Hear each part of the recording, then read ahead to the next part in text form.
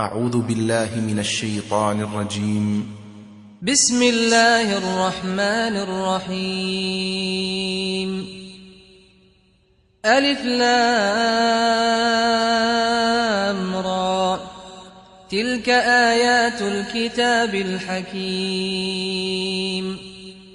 أكان للناس عجبا أن أوحينا إلى رجل منهم أن أنذر الناس وبشر الذين آمنوا أن لهم قدم صدق عند ربهم. قال الكافرون إن هذا لساحر مبين.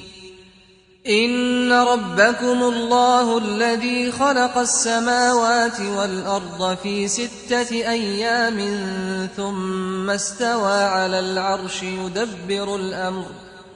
ما من شفيع إلا من بعد إذنه، ذلكم الله ربكم فاعبدوه، أفلا تذكرون. إليه مرجعكم جميعا، وعد الله حقا، إنه يبدأ الخلق ثم يعيده ليجزي الذين آمنوا وعملوا الصالحات بالقسط، والذين كفروا لهم شراب من حميم وعذاب أليم بما كانوا يكفرون. هو الذي جعل الشمس ضياء والقمر نورا وقدره منازل لتعلموا عدد السنين والحساب. ما خلق الله ذلك إلا بالحق، يفصل الآيات لقوم يعلمون. إن في اختلاف الليل والنهار وما خلق الله في السماوات والأرض لآيات لقوم يتقون. إن الذين لا يرجون لقاءنا ورضوا بالحياة الدنيا واطمأنوا بها والذين هم عن آياتنا غافلون، أولئك مأواهم النار بما كانوا يكسبون.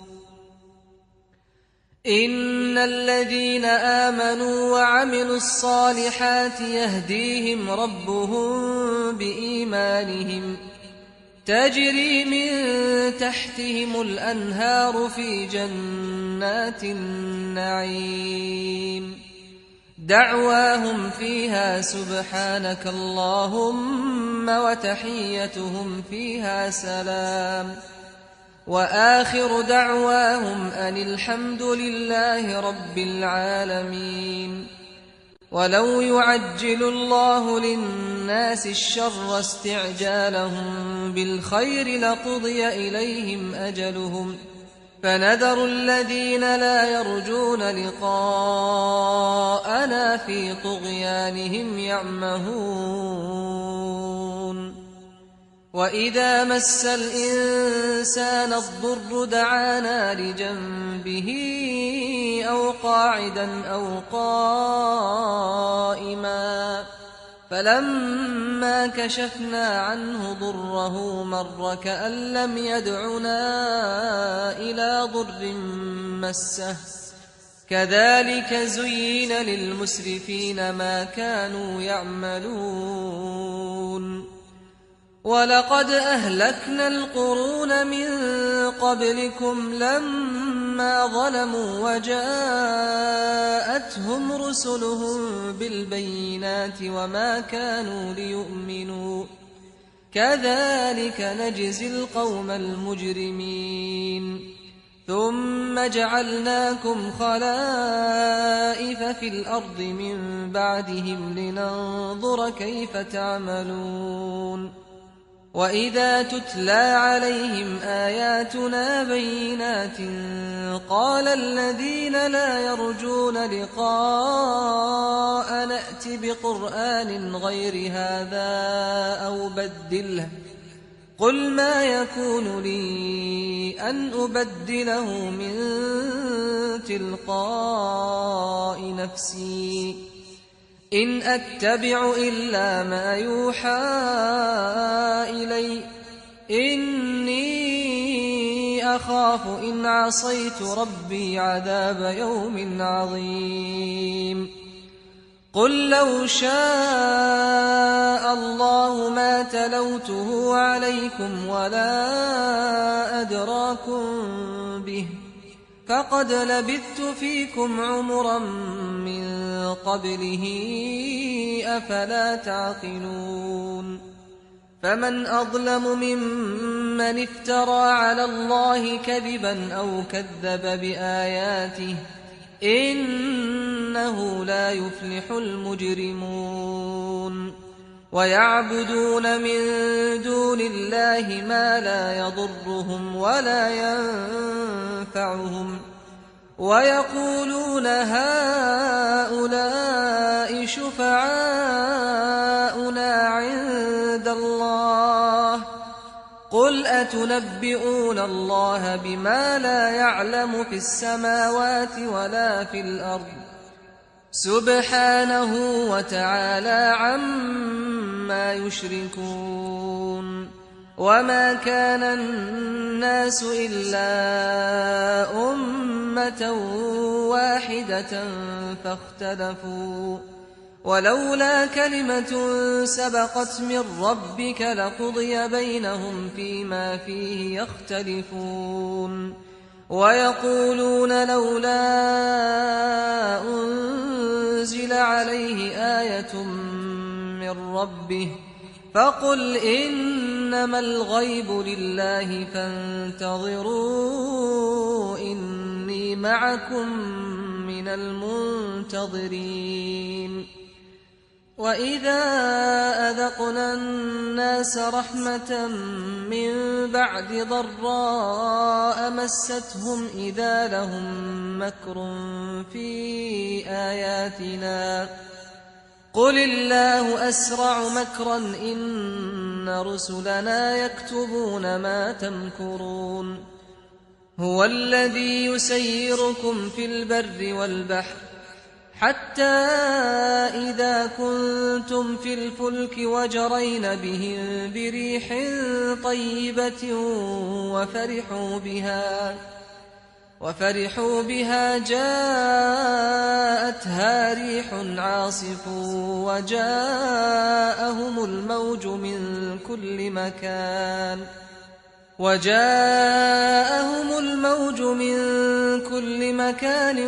وظنوا أنهم أحيط بهم دعوا الله مخلصين له الدين لئن أنجيتنا من هذه لنكونن من الشاكرين فلما أنجاهم إذا هم يبغون في الأرض بغير الحق يا أيها الناس إنما بغيكم على أنفسكم متاع الحياة الدنيا ثم إلينا مرجعكم فننبئكم بما كنتم تعملون إنما مثل الحياة الدنيا كماء أنزلناه من السماء فاختلط به نبات الأرض مما يأكل الناس والأنعام حتى إذا أخذت الأرض زخرفها وزينت وظن أهلها أنهم قادرون عليها أتاها أمرنا ليلا أو نهارا فجعلناها حصيدا كأن لم تغن بالأمس كذلك نفصل الآيات لقوم يتفكرون والله يدعو إلى دار السلام ويهدي من يشاء إلى صراط مستقيم للذين أحسنوا الحسنى وزيادة ولا يرهق وجوههم قتر ولا ذلة أولئك أصحاب الجنة هم فيها خالدون والذين كسبوا السيئات جزاء سيئة بمثلها وترهقهم ذلة ما لهم من الله من عاصم كأنما أغشيت وجوههم قطعا من الليل مظلما أولئك أصحاب النار هم فيها خالدون ويوم نحشرهم جميعا ثم نقول للذين أشركوا مكانكم أنتم وشركاؤكم فزيلنا بينهم وقال شركاؤهم ما كنتم إيانا تعبدون فكفى بالله شهيدا بيننا وبينكم إن كنا عن عبادتكم لغافلين هنالك تبلو كل نفس ما أسلفت وردوا إلى الله مولاهم الحق وضل عنهم ما كانوا يفترون قل من يرزقكم من السماء والأرض أمن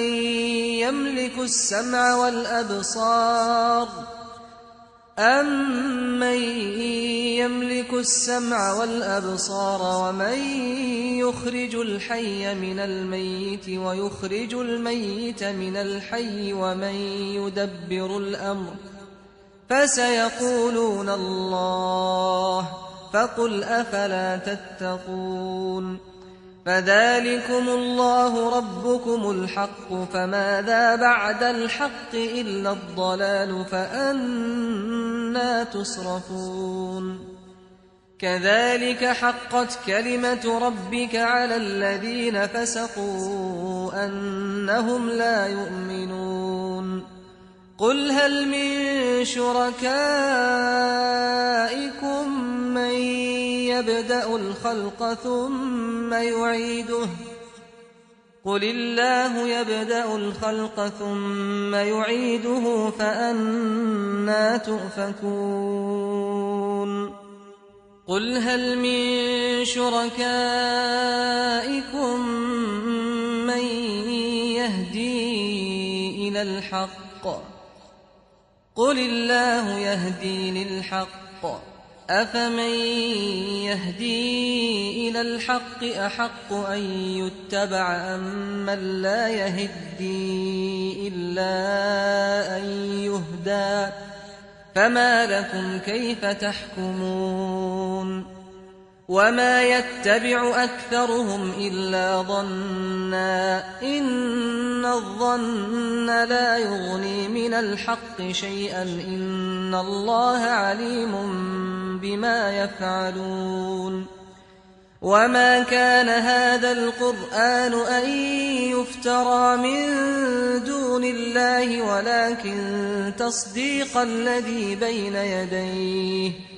ولكن تصديق الذي بين يديه وتفصيل الكتاب لا ريب فيه من رب العالمين أم يقولون افتراه قل فأتوا بسورة مثله وادعوا من استطعتم من دون الله إن كنتم صادقين بل كذبوا بما لم يحيطوا بعلمه ولما يأتهم تأويله كذلك كذب الذين من قبلهم فانظر كيف كان عاقبة الظالمين ومنهم من يؤمن به ومنهم من لا يؤمن به وربك أعلم بالمفسدين وإن كذبوك فقل لي عملي ولكم عملكم أنتم بريئون مما أعمل وأنا بريء مما تعملون ومنهم من يستمعون إليك أفأنت تسمع الصم ولو كانوا لا يعقلون ومنهم من ينظر إليك أفأنت تهدي العمي ولو كانوا لا يبصرون إن الله لا يظلم الناس شيئا ولكن الناس أنفسهم يظلمون ويوم يحشرهم كأن لم يلبثوا إلا ساعة من النهار يتعارفون بينهم قد خسر الذين كذبوا بلقاء الله وما كانوا مهتدين وإما نرينك بعض الذي نعدهم أو نتوفينك فإلينا مرجعهم ثم الله شهيد على ما يفعلون ولكل أمة رسول فإذا جاء رسولهم قضي بينهم بالقسط وهم لا يظلمون ويقولون متى هذا الوعد إن كنتم صادقين قل لا أملك لنفسي ضرا ولا نفعا إلا ما شاء الله لكل أمة أجل إذا جاء أجلهم فلا يستأخرون ساعة ولا يستقدمون قل أرأيتم إن أتاكم عذابه بياتا أو نهارا ماذا يستعجل منه المجرمون أثم إذا ما وقع آمنتم به الآن وقد كنتم به تستعجلون ثم قيل للذين ظلموا ذوقوا عذاب الخلد هل تجزون إلا بما كنتم تكسبون ويستنبئونك أحق هو قل إي وربي إنه لحق وما أنتم بمعجزين ولو أن لكل نفس ظلمت ما في الأرض لافتدت به وأسروا الندامة لما رأوا العذاب وقضي بينهم بالقسط وهم لا يظلمون ألا إن لله ما في السماوات والأرض ألا إن وعد الله حق ولكن أكثرهم لا يعلمون هو يحيي ويميت وإليه ترجعون يا أيها الناس قد جاءتكم موعظة من ربكم وشفاء لما في الصدور وهدى ورحمة للمؤمنين قل بفضل الله وبرحمته فبذلك فليفرحوا هو خير مما يجمعون قل أرأيتم ما أنزل الله لكم من رزق فجعلتم منه حراما وحلالا قل الله أذن لكم أم على الله تفترون وما ظن الذين يفترون على الله الكذب يوم القيامة إن الله لذو فضل على الناس ولكن أكثرهم لا يشكرون وما تكون في شأن وما تتلو منه من قرآن ولا تعملون من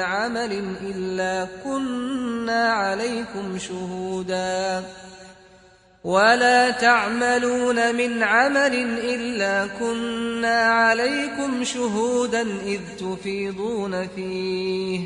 وما يعزب عن ربك من مثقال ذرة في الأرض ولا في السماء ولا أصغر من ذلك ولا أكبر إلا في كتاب مبين ألا إن أولياء الله لا خوف عليهم ولا هم يحزنون الذين آمنوا وكانوا يتقون لهم البشرى في الحياة الدنيا وفي الآخرة لا تبديل لكلمات الله ذلك هو الفوز العظيم ولا يحزنك قولهم إن العزة لله جميعا هو السميع العليم ألا إن لله من في السماوات ومن في الأرض وما يتبع الذين يدعون من دون الله شركاء إن يتبعون إلا الظن وإن هم إلا يخرصون هو الذي جعل لكم الليل لتسكنوا فيه والنهار مبصرا إن في ذلك لآيات لقوم يسمعون قالوا اتخذ الله ولدا سبحانه هو الغني له ما في السماوات وما في الأرض إن عندكم من سلطان بهذا أتقولون على الله ما لا تعلمون قل إن الذين يفترون على الله الكذب لا يفلحون متاع في الدنيا ثم إلينا مرجعهم ثم نذيقهم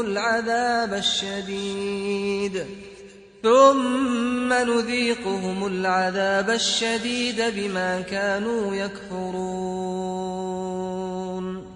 واتل عليهم نبأ نوح إذ قال لقومه يا قوم إن كان كبر عليكم مقامي وتذكيري بآيات الله فعلى الله توكلت فأجمعوا أمركم وشركاءكم ثم لا يكن أمركم عليكم غمة ثم قضوا إلي ولا تنظرون فإن توليتم فما سألتكم من أجر إن أجري إلا على الله وأمرت أن أكون من المسلمين فكذبوه فنجيناه ومن معه في الفلك وجعلناهم خلائف وأغرقنا الذين كذبوا بآياتنا فانظر كيف كان عاقبة المنذرين ثم بعثنا من بعده رسلا إلى قومهم فجاءوهم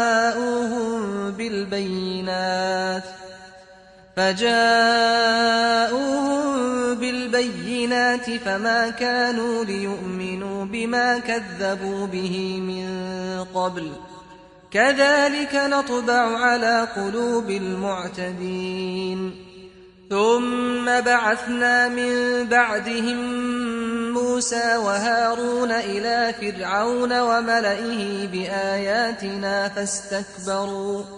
فاستكبروا وكانوا قوما مجرمين فلما جاءهم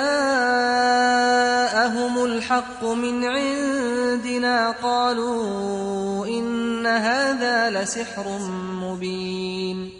قال موسى أتقولون للحق لما جاءكم أسحر هذا ولا يفلح الساحرون قالوا أجئتنا لتلفتنا عما وجدنا عليه آباءنا وتكون لكما الكبرياء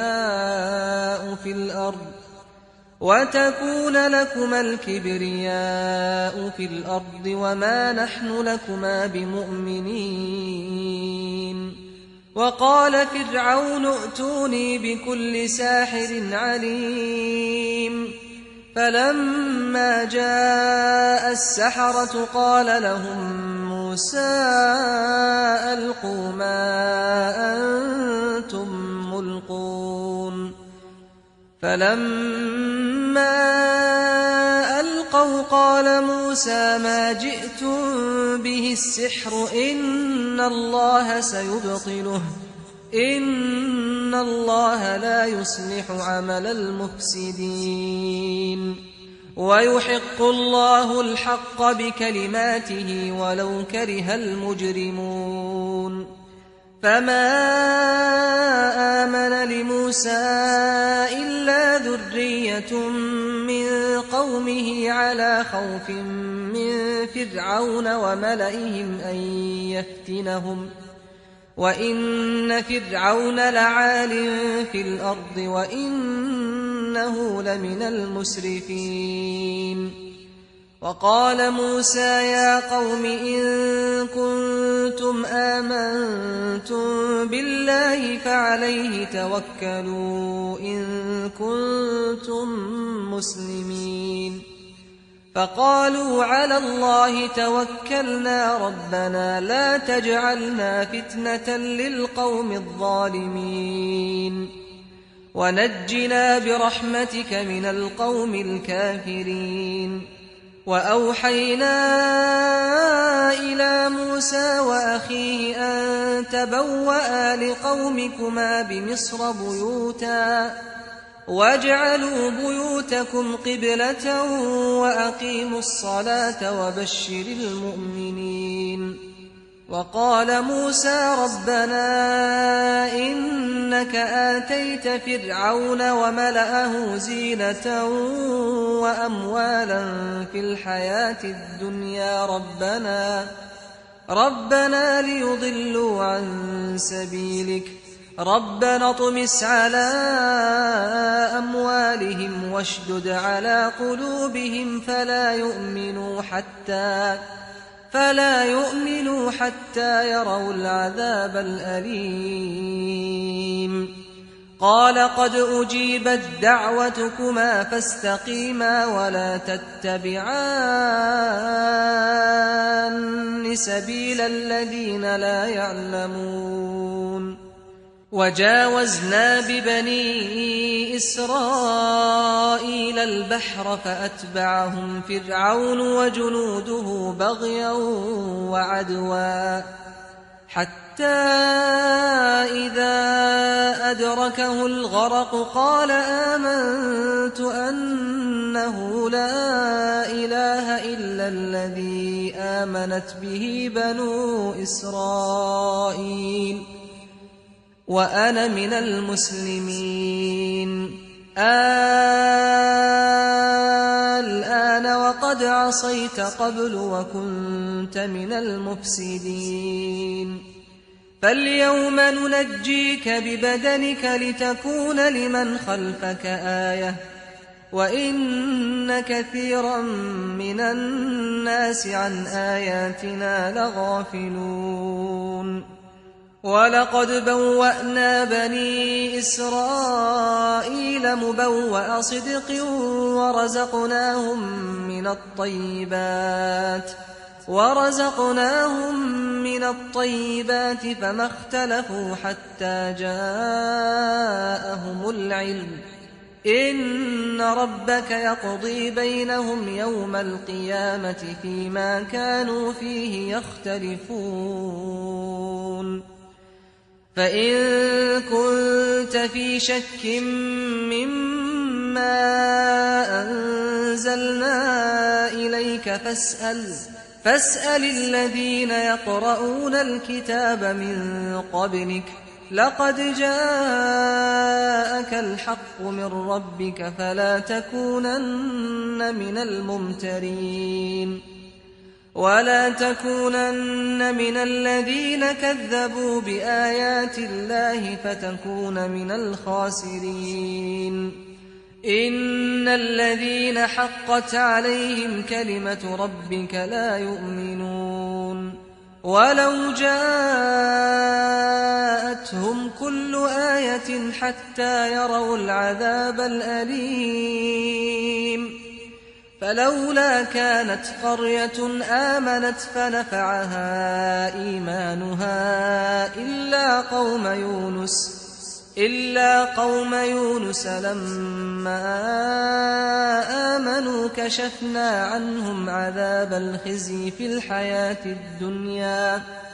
كشفنا عنهم عذاب الخزي في الحياة الدنيا ومتعناهم إلى حين ولو شاء ربك لآمن من في الأرض كلهم جميعا أفأنت تكره الناس حتى يكونوا مؤمنين وما كان لنفس أن تؤمن إلا بإذن الله ويجعل الرجس على الذين لا يعقلون قل انظروا ماذا في السماوات والأرض وما تغني الآيات والنذر عن قوم لا يؤمنون فهل ينتظرون إلا مثل أيام الذين خلوا من قبلهم قل فانتظروا إني معكم من المنتظرين ثم ننجي رسلنا والذين آمنوا كذلك حقا علينا ننجي المؤمنين قل يا أيها الناس إن كنتم في شك من ديني فلا أعبد الذين تعبدون من دون الله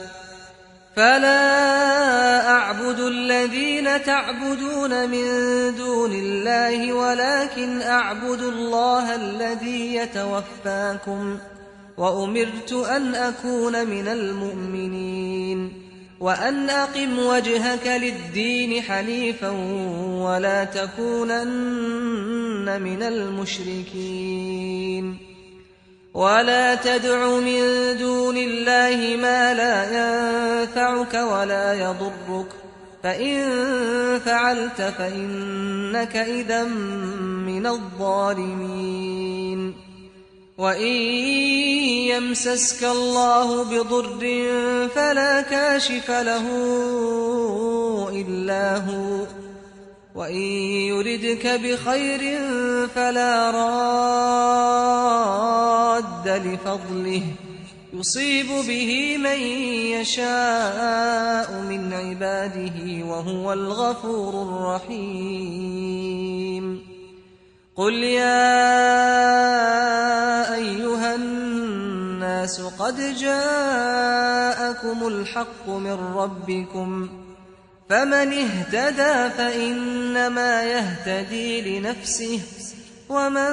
ضل فإنما يضل عليها وما أنا عليكم بوكيل واتبع ما يوحى